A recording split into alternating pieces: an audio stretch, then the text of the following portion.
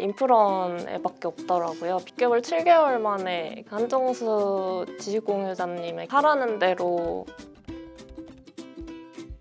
안녕하세요. 저는 패스트5의 파이브스팟팀에서 프론트엔드 개발자로 근무하고 있는 안예인입니다. 비전공자로서 개발자로 전향을 생각하시는 분들께 저와 같은 케이스도 있다는 거를 좀 알려드리고 싶어서 신청을 하게 됐습니다. 비전공자로서 개발자가 되고 싶었는데 정확히 어떤 과정을 거쳐야 된다 이런 걸 알려주는 강의는 인프런에밖에 없더라고요. 키워드를 검색을 하면은 딱 제가 찾는 적합한 강의가 있어가지고 시간도 많이 절약하고 또 효율적으로 학습을 할 수 있게 된 것 같습니다.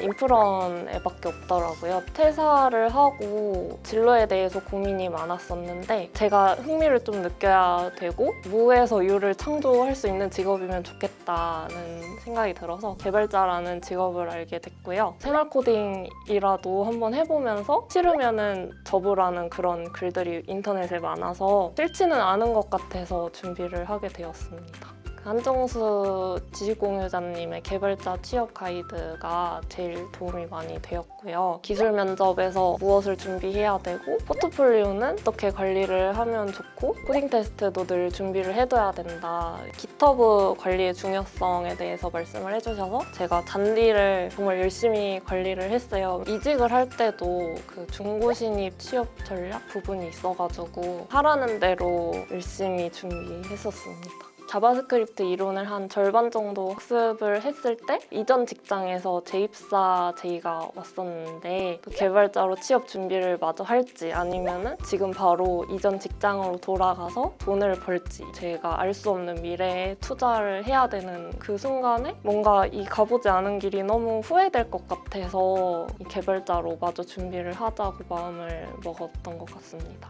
첫 기술 면접에서 받았던 질문 중에 스코프가 뭐냐 이게 너무 기본적인 거여서 준비를 안 했었어요. 막상 그거를 이제 실전에서 질문으로 들으니까 말을 어떻게 해야 할지 잘 모르겠더라고요. 엄청 후회를 하고 다음에 또 나오면은 그땐 절대 횡설수설하지 말아야겠다 하고 기술 블로그에 이렇게 정리를 잘 해두었던 기억이 납니다.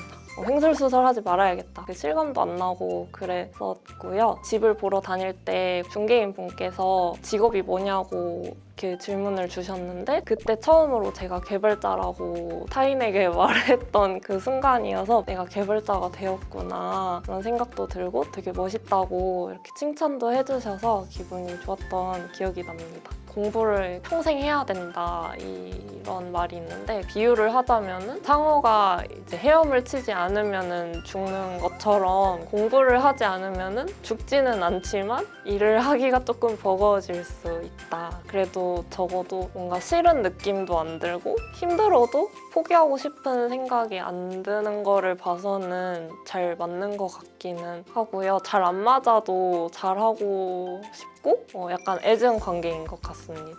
직장에서 이제 이어폰만 꽂고 막 코딩만 열심히 하고 이러면 될 것 같은데 여러 사람들과 커뮤니케이션을 할 일이 되게 많더라고요. 그런 부분은 생각과 달랐던 것 같습니다. 제가 개발하는 기능 하나하나가 사용자의 편의성을 확 높일 수도 있고 좋은 인상을 남겨드릴 수도 있고 은근히 영향력이 큰 직무라고 생각을 해서 매력인 것 같습니다. 노션을 많이 활용을 하다 보니까 예전에 썼던 내용들 검색해보면서 이런 걸 몰랐었구나, 이런 걸 적어뒀구나 하는 순간에도 좀 성장했다고 느끼는 것 같고요. 취업 준비할 때 일기를 썼었으니까 어느 날은 이렇게 썼더라고요. 뭐뭐뭐를 몰라서 무너졌다.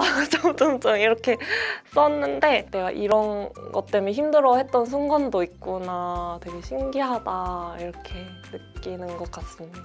근데 개발자 같은 경우에는 연차만 쌓인다고 능사는 아니고 그만큼 본인의 실력도 기대치에 부응을 해야 되는 것 같더라고요. 그런 성장을 어떻게 해야 할지 어떤 방향으로 해야 될지에 대한 고민이 좀 늘 있는 것 같습니다. 제가 감히 이런 말씀 드려도 될지는 모르겠지만 준비하시다 보면 언젠가는 꼭 될 텐데 언제 되는지가 좀 관건인 것 같더라고요. 제 경우에는 이직 준비하고 한 6개월, 7개월 만에 개발자가 됐는데 그렇게 좀 빨리 될 수 있었던 이유는 절대적인 학습량이 많았기 때문이 아닐까. 수험생 때보다 더 열심히 했던 그런 기억이 있어서 그 정도로 열심히 하시면 빨리 개발자가 되실 수 있을 거라고 생각합니다. 수험생 때보다 더 열심히 직접 서비스를 하는 회사에 가고 싶다 그런 생각이 들어서 이직을 결심하게 되었습니다.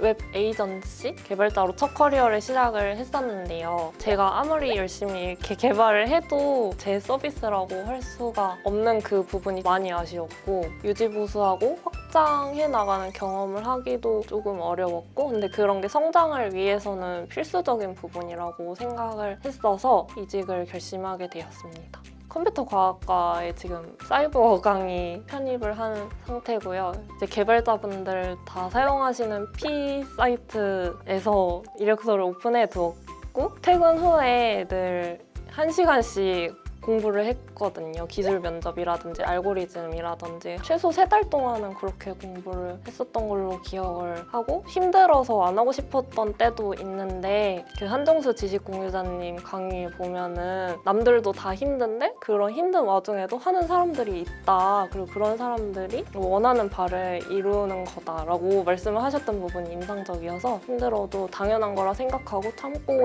공부를 했었습니다. 저는 할머니 개발자가 되고 싶은데요. 개발자는 무에서 유를 창조할 수 있는 직업 중에 하나라 생각을 하거든요. 회사를 꼭 다니지 않아도 손가락에 힘이 남아있을 때까지 프로그래밍을 하고 싶습니다. 손가락에 힘이 남아있을 때까지 나에게 성장이란 필수적으로 해야 되는 거라고 생각을 하기 때문에 오래오래 개발자로 일을 하기 위해서는 성장은 꼭 해야 되는 것이라고 생각합니다. 안녕 프로나 나야. 너 덕분에 내가 개발자로 취업을 해서 행복하게 살고 있어. 너무 고마워. 앞으로도 잘 부탁해.